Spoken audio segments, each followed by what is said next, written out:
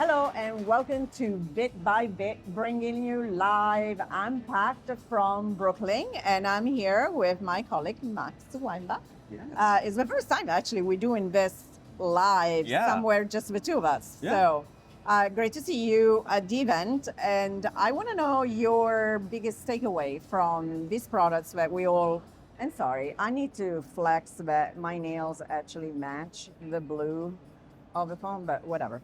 What did they get right with these two products? I think first with the Flip, the screens, fills the entire thing. It's the one thing everyone's had more or less for about 2 or 3 years. And Samsung not only caught up, but kind of exceeded everyone else just briefly using it. By far, for both of these phones, it is the best foldable experience, flip and fold. The Fold feels like a normal phone. It's the same thickness as an S25 Ultra. It feels nice. It's by far the best foldable. So they finally nailed hardware, not only catching up, but exceeding everyone else. And then best software as well with the partnership with Google, Gemini, on-device AI, everything. I think that there's been, as we were leading up to the actual news, there's always plenty of rumors and people were already trying to comment on the price points. And I think that obviously, once you touch this device and you see how thin it is, you understand the level of technology that is gone in. And it's pure technology. The extra couple of $100 that you are spending on it is not to do with tariffs or anything else. It is the cost of innovation. But they were able to leave the Flip in the price range as they had last year. Yeah. There is the FE as well, but I think I'm going to talk about that in a longer piece that I want to write about democratizing not just foldables, but AI, because I do think that AI on foldables is really almost like the perfect match. Because there's so much more that you can do, but opening up that larger screen on this one and using the flex screen on the Flip is really how you're bringing AI to life. Yeah, I completely agree. And I think you need, even to have AI be useful and for these devices, for anyone to want to use the AI, you just need good devices. And we have that, which is great. And also good colors, because this blue is gorgeous. It is stunning, yeah. And they've done the Watch Ultra as well now in the same color, so you can get the whole family. Talking about AI, it was also interesting to see that Google is doubling down on providing 6 months for free of access to their Pro experience. And I think that that's absolutely critical because, I said it many times, AI is something that you need to work and figure out what it really brings to you. And what it brings to you is very different from what it brings to me, mostly because you're much more smarter with technology than I am. But I think that hooking people up with 6 months is enough to give you a sense of what the ROI would be. Yeah. And the suite for AI gets you Gemini VO3 to make all the videos. It's 2 terabytes of storage too, so you get all the nice benefits to photos, which you have really good cameras this year as well. So it just it helps not only lock people into Google's ecosystem, which I think is important for Google and Samsung, but it provides value. And Gemini Live on the outside of the Flips now is huge if you want to start talking to it.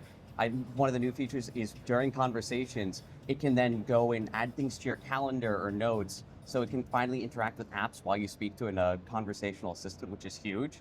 So it's a lot of really nice things. And look, at the end of the day, I think there are some skeptics that are saying, well, we have seen competition getting to this thinness before. They're already a step ahead with the trifold. But the reality is that a lot of the competitors that are coming from the Chinese ecosystem don't have the same ecosystem that Samsung was able to create.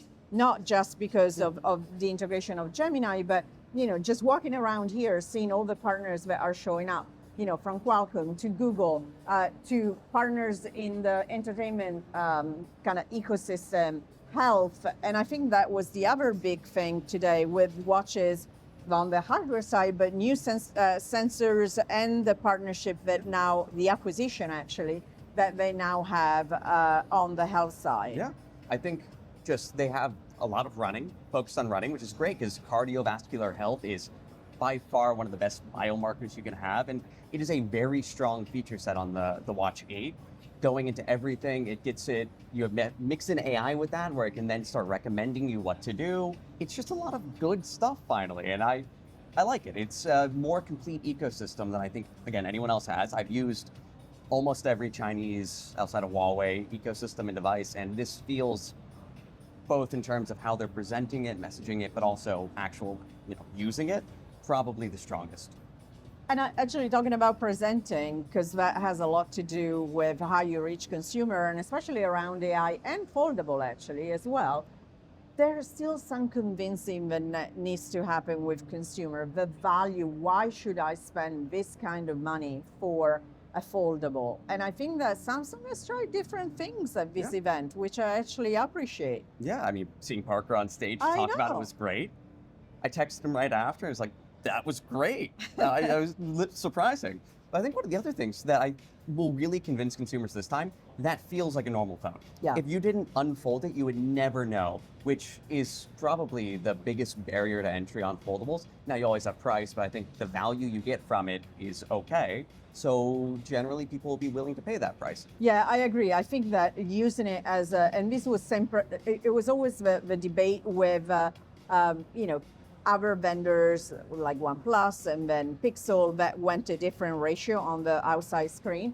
There was a lot of that, people saying this feels like a phone, like a regular phone without having to open it. And that's exactly, to your point, what happens here. And so it takes away one of the, the pauses that people were having. And then as we talked, the camera was the other big thing. People didn't want to compromise on how good the camera quality is compared to the S25 now. Yeah.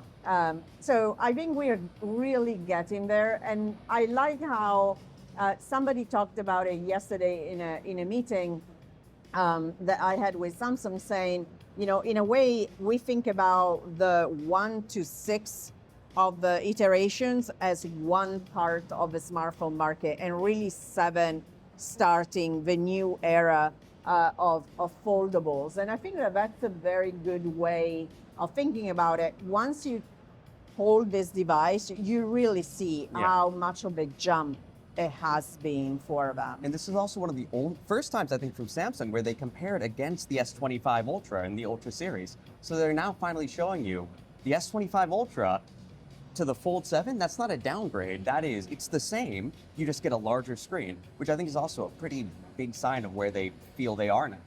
Absolutely. And lastly, I would say what I also love is the fact that you clearly see that they use the Edge as a way to get to the Fold. When the Edge came out, there were a lot of people, including reviewers, looking at it and say, this is great, but I don't really need it.